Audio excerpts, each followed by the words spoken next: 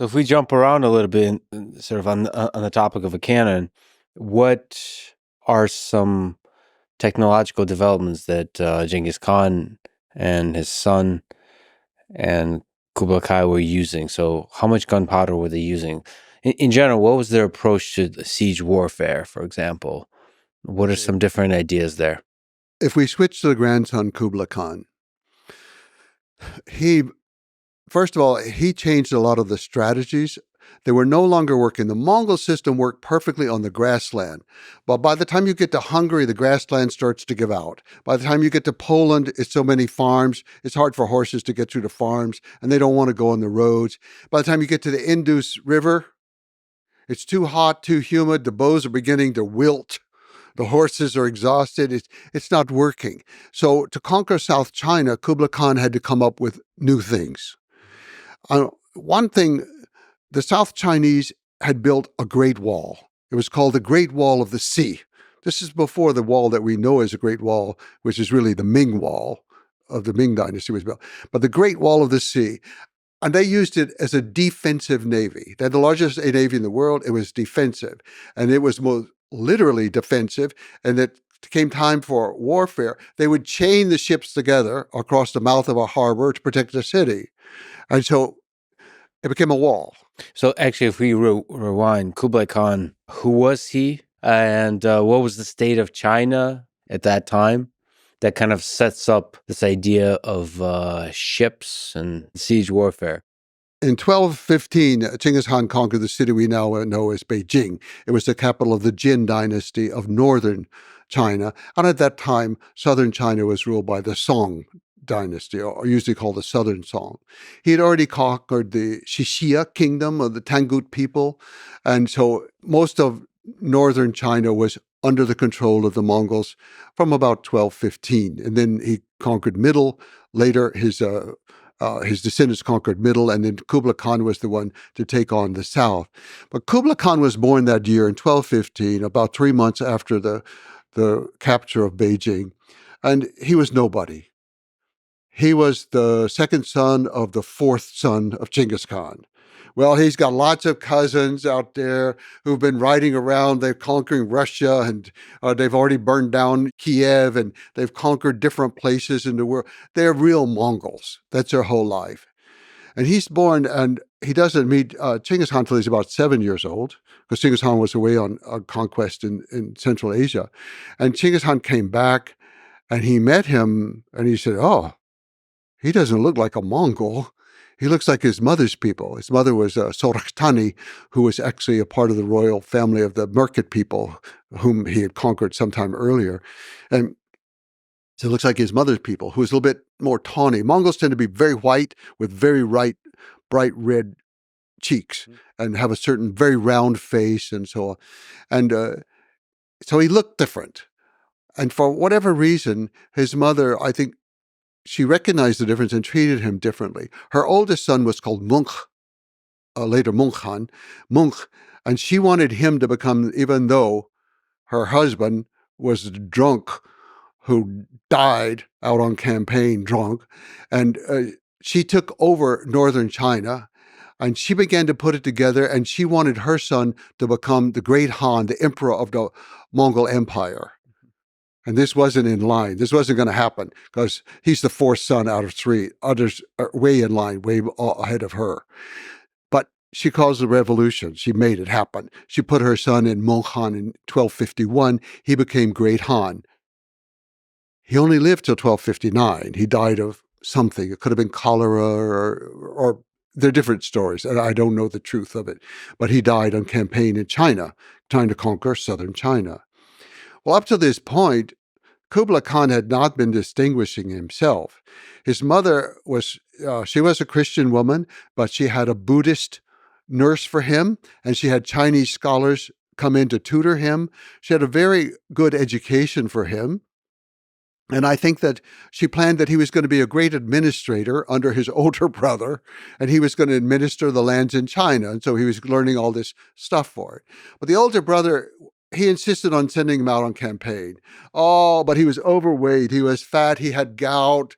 He needed to go rest. There was always some excuse. And the brother was assigning people, Orihangdai, who was the son of Subadai, the great general. He assigned him to teach him warfare. He wasn't great on the battlefield. He really was not. But he was very smart. And at first, a little bit lazy. He liked talking about the religion, sitting around, go hunting, as long as he had many with him to do the shooting and then to prepare the food and all. And his territory in northern China was just being run in the dirt by these administrators the Mongols had brought in. They were just overtaxing the people, cheating the people, doing everything wrong. And his mother basically just pulled his chain and she said, go to your land. This is your land. You have to administer this land. You go there. You live there. You take charge. And everybody was terrified of the mother. And so he ran off to China and he started administering his land and he started learning how to do it. Well, when his brother died in 1259, he was down on the Yangtze River on a campaign that he was sent by his brother. He was having no success at all. But he thought, okay, the brother's dead. I should finish the campaign. Meanwhile, his youngest brother, Arikhbok was another hothead Mongol like their father, Tolu. He was rather hot-headed, and he was back in Mongolia, and his tolerance for religions, had to oversee the debate one time between the Taoists and the Buddhists because the Mongols thought the Taoists were overtaxing everybody, the Buddhists, and so he had to oversee it. He got mad, and he picked up a statue of the Buddha and beat the Taoist representative to death. So he just wasn't good for moderating debates, So he was going to be the new great Khan. So he was declared the great Khan in Mongolia. But this was a turning light for Kublai Khan, who had never achieved much of anything other than talking to people. So his wife, Chabi, sent him some coded messages, basically telling him, forget about southern China. It's going to always be there. You can conquer that some other time. Right now, your brother is taking over the empire. You should be the new emperor. You are the next son after Meng Khan. And somehow she invigorated him. And he came back, and even though he didn't have all the military strategy, he had northern China. The resources were immense. He could cut off Mongolia. Mongolia was very dependent on northern China for food. All the Mongols supported Arikhbok. All the ones in Central Asia, all of them were supporting Arikhbok. And so he went to get food from them, and then they didn't want to give up their food. Yeah, we want to support you for Great Han, but we're not giving up our food. So he was basically kind of starved into submission in 1262, and then he was taken prisoner into China, and then he mysteriously passed away in 1264, while a legal case was being brought against him for trial, but he never made it to trial. He was gone. So Kublai Khan had not really distinguished himself very much, but he didn't have the genius of his grandfather. I won't say that, but he was smart and clever. He understood more about China than most Mongols did, and he understood more about Mongols than most Chinese did. So the great thing left that Genghis Khan said on his deathbed, finish conquering China. That was the great objective. So Kublai was going to fulfill this, and they didn't know how. The Great Wall of Ships was protecting the Southern Song. This huge Yangtze River was so wide. The ocean on the side, all of these things were protecting them. So he had one of his very smart generals named Aju, who was a real Mongol, but he was also able to think in an innovative way. He was the grandson of Subadai, and he went with his father Orihang Gadai on the conquest of the Red River of northern Vietnam against the Dai Viet people. They went down the river. They were trying to surround the Chinese territory. They were going to hit them from the north, from the west, and from the south. So they went down the Red River and to conquer the Dai Viet. The Dai Viet moved their army up on the other side by boat, and then they had a whole corps of elephants. So you have the Mongols on one side of the river and the Dai Viet forces on the other side. Urihangadai was a smart man, not a genius, but smart. And he already knew from campaigns in Burma that the only way to rout the elephants was with flaming arrows to the feet. That was it. But he recognized that they came up on boats. Mongols didn't like boats. They crossed the river on a goat skin. They wanted to do something organic. A boat was like a cart. A cart belonged to a woman. It was a floating cart. I am not going over on a floating cart. I'm going to ride a goat skin across the river. So he's assigned one detachment. You have to burn the boats so the Dai Viet cannot escape when we rout the elephants. Well, the battle got started.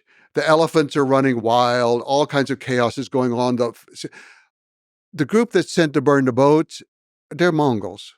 They want to go to war. Why burn a bunch of women's carts? It's just not, floating. So they go and join the battle. They leave the boats. Well, the Mongols won the battle, but the Dai Viet forces got on the boats and sailed back to what's now Hanoi. And then they evacuated the city, took all the food, everything out of the city, and they disappeared into the delta. The Mongols arrived, they conquered, quote unquote, Hanoi, the capital city, and they had nothing. They had nothing. They won every battle, they lost the war. They retreated. Aju was the son of Hangadai, and he saw all this happen, and he recognized the importance of water and boats, and so he knew. And he spent his time studying the Yangtze River and every little river around it and the cities. And the crucial thing he saw was the cities are heavily, heavily fortified on the land side because invasion comes from the land, and they expect this little line of boats to protect them on the water. And so their city walls are weak. The defenses are weak on that side. That's where we have to attack. So how? They sent off to the Ilkhanate, to Persia, where Genghis Khan, his uncle, was now dead, and his cousins were ruling there, or his nephews, we would say, or cousins' nephews.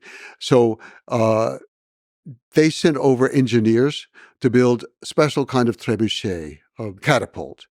And they had to play around with it to adapt it for a boat because they were usually made for stable ground, but they adapted it for the boat and for throwing heavy things and also for some incendiary bombs. They developed it, and they attacked the first city.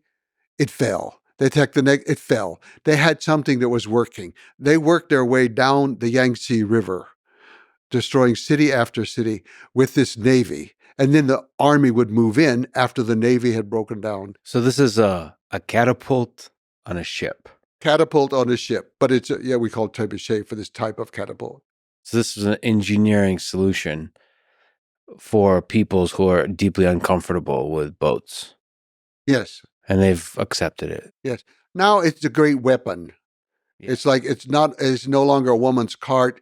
It's a bow and arrow. It is a giant bow and arrow. Yeah, it's fascinating. So that they hit them hard on the walls on the weak side, yes, where there's the army protection. Yes. And they conquer their way down to Hangzhou, the capital of the Southern Song. They've been in power for a long time, since 970, and now we're already into the 1270s. That's a long time. They are dissipated. They've had imbeciles ruling, all kinds of things going on. And at this point, we have a child in command. But Kublai makes a very strange move. He says, okay, let's invade Japan now. What?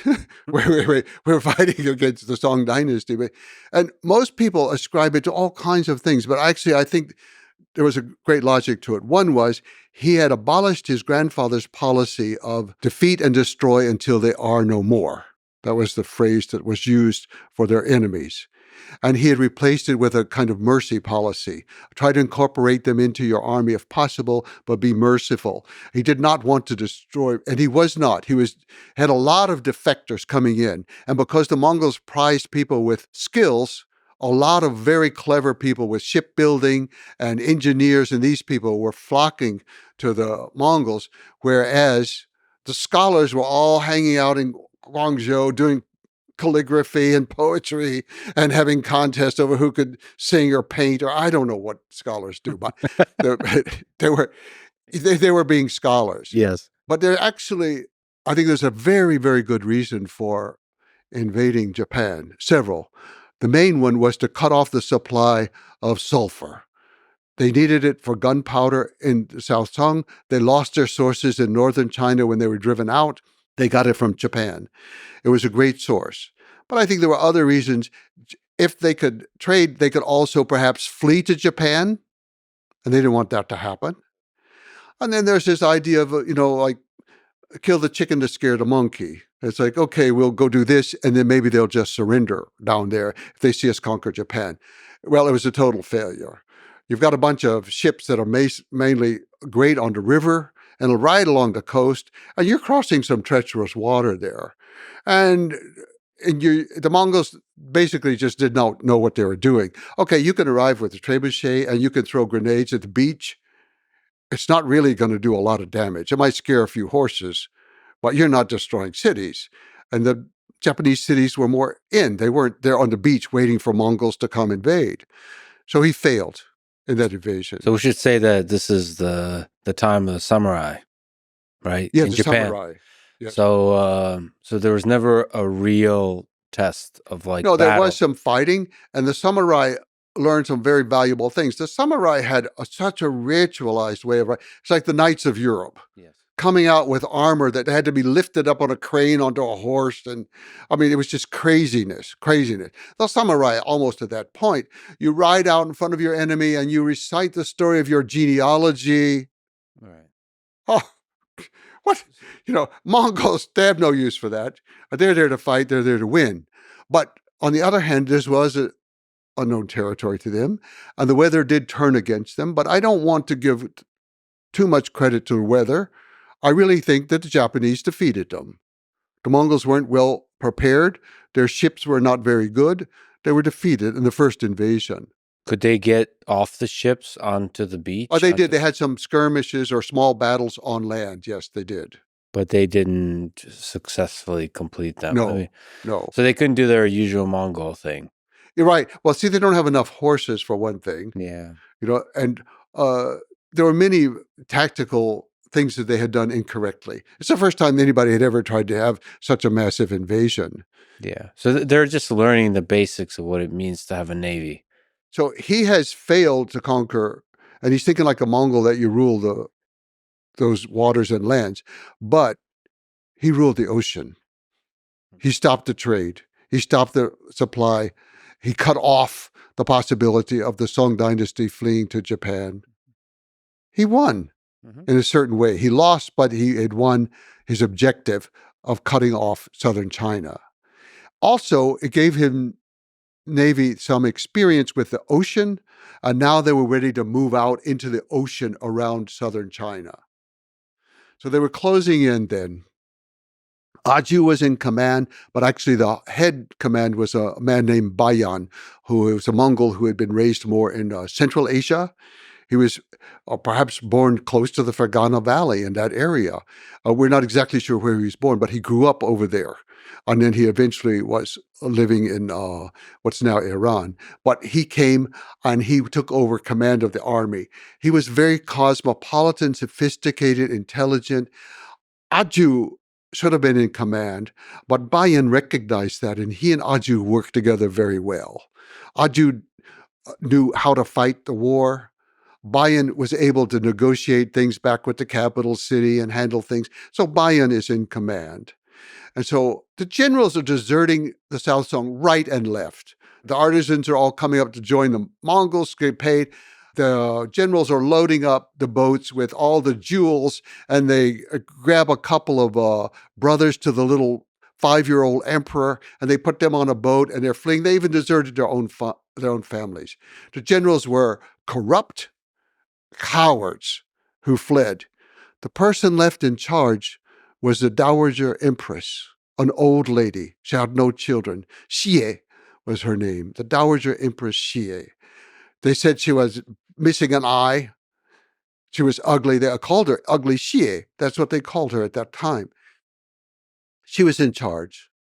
And she offered the Mongols everything. I'll give you everything. Please let the emperor stay. Okay, even if you demote him to just being a king, please let him stay. Bayan said no. Total surrender. Total surrender. So she decided to surrender. Well, she said, yes, we will surrender the capital. So Bayan came in with a small group of soldiers. They looked around, and she invited him to come to the palace to surrender. And he said, no, I didn't win this war in the palace. My soldiers won this war in the field. You have to come with the emperor in front of my soldiers to surrender. But he did not harm her. He respected her, and there was no looting of the city. Now, later, they take everything in a very systematic way. They take the archives and all this kind of stuff away. But there's no wholesale looting and killing of people, nothing like that. So they've taken the capital, and she comes out, she surrenders, she bows on the ground towards Beijing, and then she takes the child emperor, and they slowly make their way. She was a little bit sick, it took her a longer time, to Beijing, and they surrender again in a public ceremony, bowing to the Kublai Khan. He gives each of them a palace. He gives them a new title. He's trying to show the world this is the new face of Mongols. We don't kill off the old people anymore who are ruling. We're going to give them a palace, treat them nicely and all. But the navy that had fled did not defend the city. Those cowardly generals, they made the new little boy, 7-year-old brother, half-brother to the Emperor Gong was his name. They made him the emperor. Well, they're just floating around on the ocean, losing all support from city after city. The Muslims who were controlling the trade and controlling many of the ships of that area, they were Chinese Muslims, but they were still Muslims. They switched sides to the Mongols because of the religious freedom thing and because they were merchants and their status would be raised. So the Muslims were switching over. The fleet was kind of a fleet lost without a country out there. They had some loyal supporters some places. They dropped the emperor in the ocean. What do you How mean? do you drop the emperor in the ocean? They accidentally spilled him in the ocean, and then they fished him out, but he died. So fortunately, they had one more 7-year-old half-brother. So on Lantau Island, exactly where the Hong Kong airport is today, the new, well, it's not so new anymore, but I still think it was the new airport on Lantau Island. So they went there and they had a big coronation ceremony and all, but the people there were not supportive enough. It certainly wasn't Hong Kong then anyway, the delta of the Pearl River. But so they sailed out farther south to another island, and then they took it over. And of course, the first thing they did was, well, we have to build a palace. What? The Mongols are chasing you and you're going to stop and build a palace? So these are like the remains of the Chinese. Yes, the generals and the the generals, army and the navy. and there was a real competence issue. Yes. Okay. So they're going to build we're a going to palace. protect it with a great wall of the sea. Right. They chained together the boats across the entrance to the harbor. And they put the palace boat, so-called, in the middle. Mm-hmm. The generals didn't trust their own soldiers enough. So they made all of them leave the island and go to the boats to fight the Mongols. So the Mongols arrived, and over and over, they asked them to surrender. You won't be harmed, all this kind of stuff. But the Mongols now took over the land. So they had the water all around them, and they had the land. And once the fighting started, they could just shoot down from the highland right onto the ships. And they've cut the ships off from the fresh supply of wood and water. So they can't boil rice. They have to try to eat rice and drink seawater. They're all sick as dogs out there. And the leaders refused to surrender. The little boy is there, 7-year-old emperor. Bing was his name, with his pet parrot. That's the only thing he had left in life was his pet parrot.